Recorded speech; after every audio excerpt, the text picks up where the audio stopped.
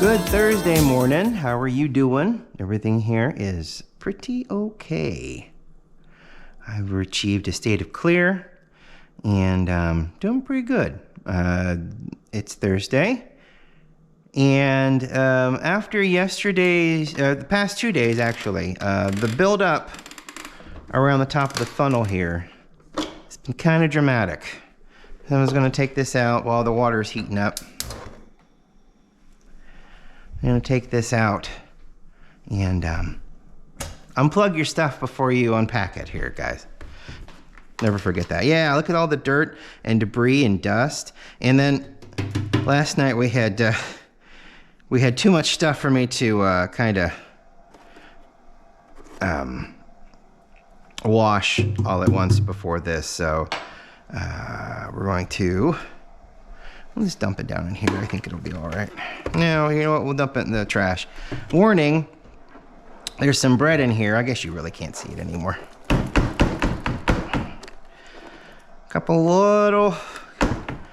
little overly moldy, which happens. So I'm going to bristle this out a little bit. There's a big bit of buildup down here. I don't know why this nut is here. I can loosen it and tighten it. But I can't lift this burr out, so it doesn't really seem to matter. So I actually have a longer, thinner piece that I can stick down in there and try to get. Hang on, hopefully it doesn't ruin it. It seems thin enough. It's hard to say though. We'll find out. But yeah, that's, I guess not. At least I can get the nose of it down in there and kind of scrape around. Always try to take care of your equipment. It's the one thing that I kind of stick by. Well, there's a couple things that my dad always taught me and I kind of stick by just because that's just, you know, it's good advice. But one is take care of your equipment, or take care of your vehicle, or take care of, you know, the things that you need to use in order to get around during the day. And it'll tend to take care of you. So, oh gosh, that built up just... I pushed all of that all the way back up in there, didn't I? Actually, that works just as good. Nice. So yeah, I just saw the build up. Yesterday, I ground, and the day before really, but yesterday I think I went even finer. I took the grind setting to almost 0. And I don't think this thing can grind espresso fine, but boy, it can get really close. Take a paper towel to that. Try not to get it wet because it'll just cake on again when we go to grind. I've got the Crusader Cup out. We're gonna open that up and we're gonna, I got the Chemex all set up and then I'm like, you know what? I've not used the AeroPress for a while. And I'm finally starting to see AeroPress, the new AeroPress Clear commercials come through, because this, I would say that that's clear, but it's not as crystal clear as the new ones are. And I think I kind of harped on this a little bit before. Gone up in price. I don't think I paid $35 for that clear tube that works really well. But I think these go up to like $50 now. And then I think they've developed an XL version, which is a larger thing, which I'm normally not one. I mean, people develop companies and then they move in a different direction, and then people move away from those companies and then new people come in. Come, Mr. Scott. Young minds, fresh ideas. Be tolerant. But the originator of the AeroPress, the developer, liked this size and thought this size was good for 1 cup of coffee, because it's basically a single serving coffee maker. But the new folks wanted an XL version that can do larger cups, and I don't know. It got up underneath there too, didn't it? I definitely agree with the idea of if you take care of your equipment, it will last a lot longer. If you just sit it on a shelf and use it and not clean it out, something will fail, something will get in the motor, something will, you know, Of course, Dad used to say that about electric windows. Electric windows, you should never buy a car with electric windows because the electric windows could fail, and what will happen, you're stuck with windows that won't open, and then you get in a car accident. And often enough, the whole rant goes into, and then you'll get into an accident, you know? AC in cars, you know? The AC fails, and then you get into an accident, you know?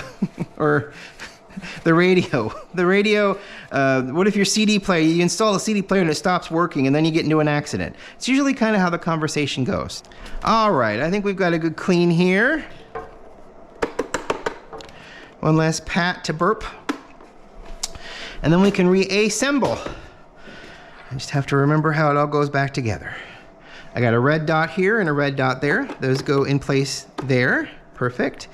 This is a gasket that is rubber, and it goes in between these two little pieces that stick out. That's great.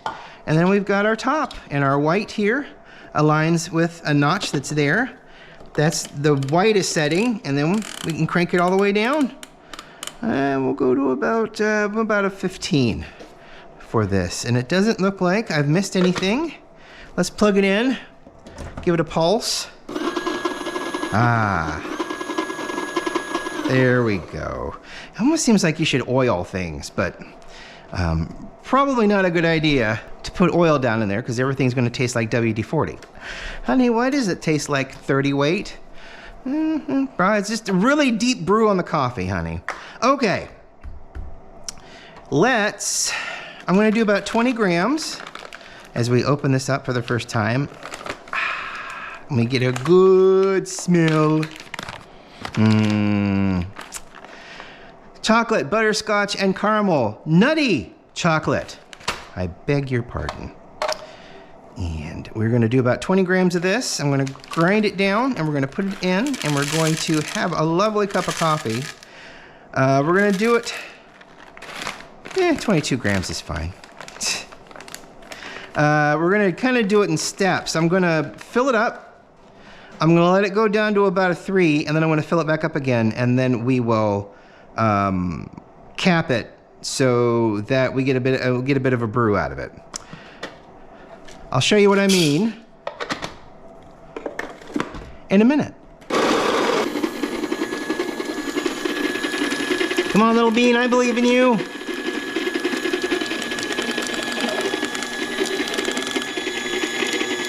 Come on, little bean. There you go. Yes. Bean murder.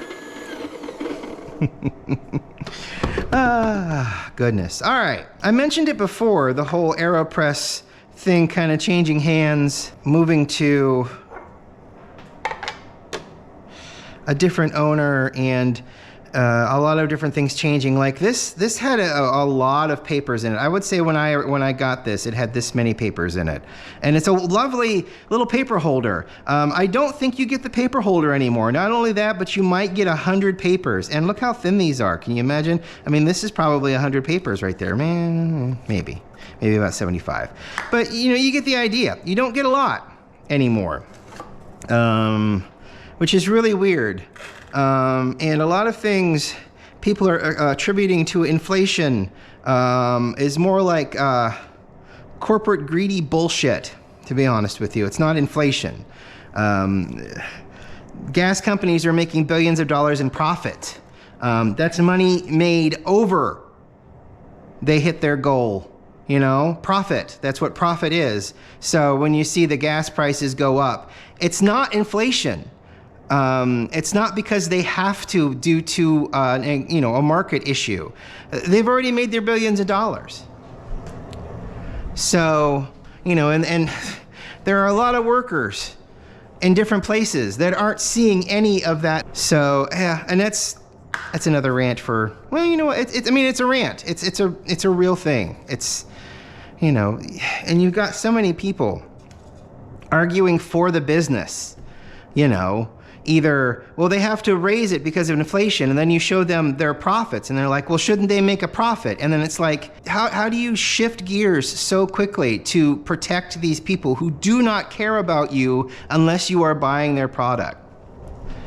I mean, it's just so off the wall and out of this world, and all of those other explicitives that, you know, just cover the gambit of what the hell, you know?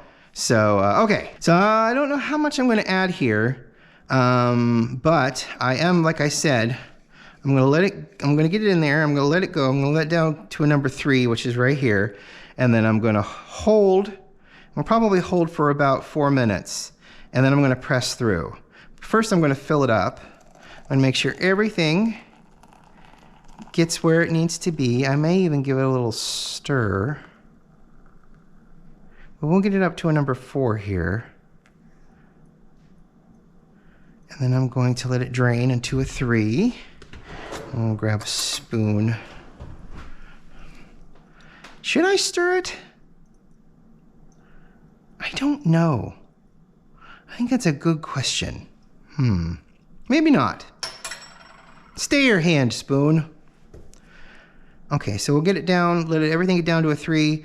We'll consider that a pre-infusion, I guess, or getting everything wet, basically. And then I'm gonna fill it back up with a little bit of agitation. Ooh, it kind of went on one side, didn't it? Not funny. Okay, we'll put this down. And I'm gonna put the top on. I'm gonna let it sit, and it should sit. Yeah, we're not moving now. Perfect. So we got suction, we've got everything being held in there. We're back down to basically a 3 after I filled it back up, and we're gonna let it steep. And then we're gonna have a nice cup of coffee, because this Crusader Cup is great. I don't think I've done it with this long method of brewing in the AeroPress.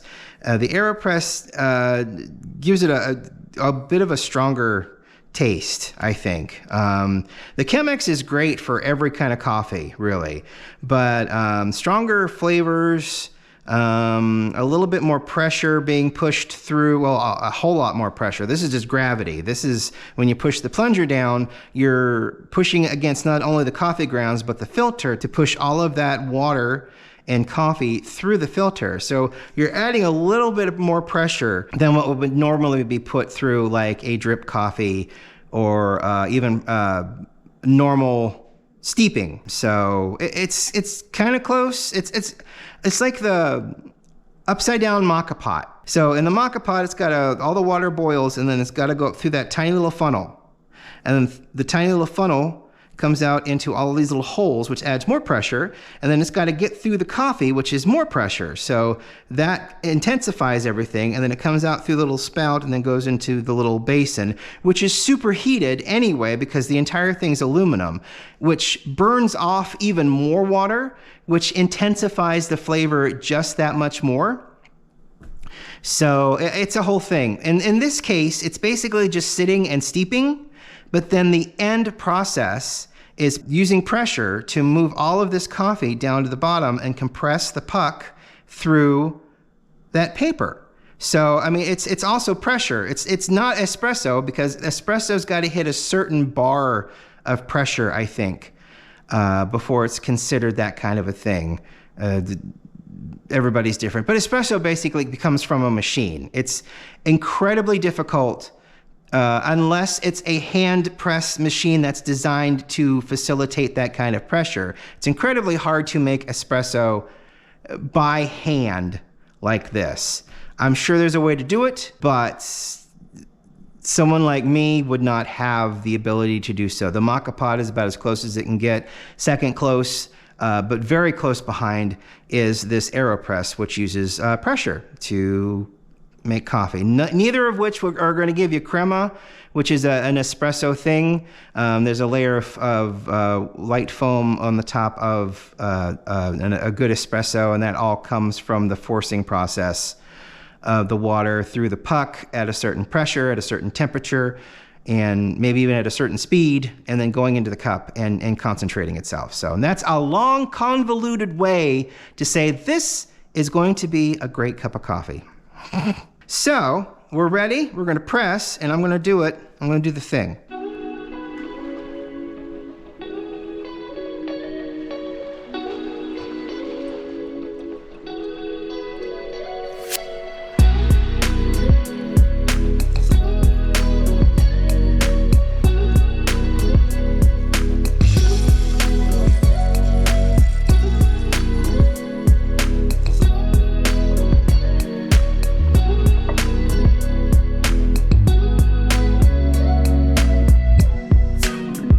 And there's the TARDIS coming into view. And you see there's no foam, there's no crema, there's no foamy bits. It's just a cup of wonderful smelling Crusader Cup coffee that has a really nice flavor to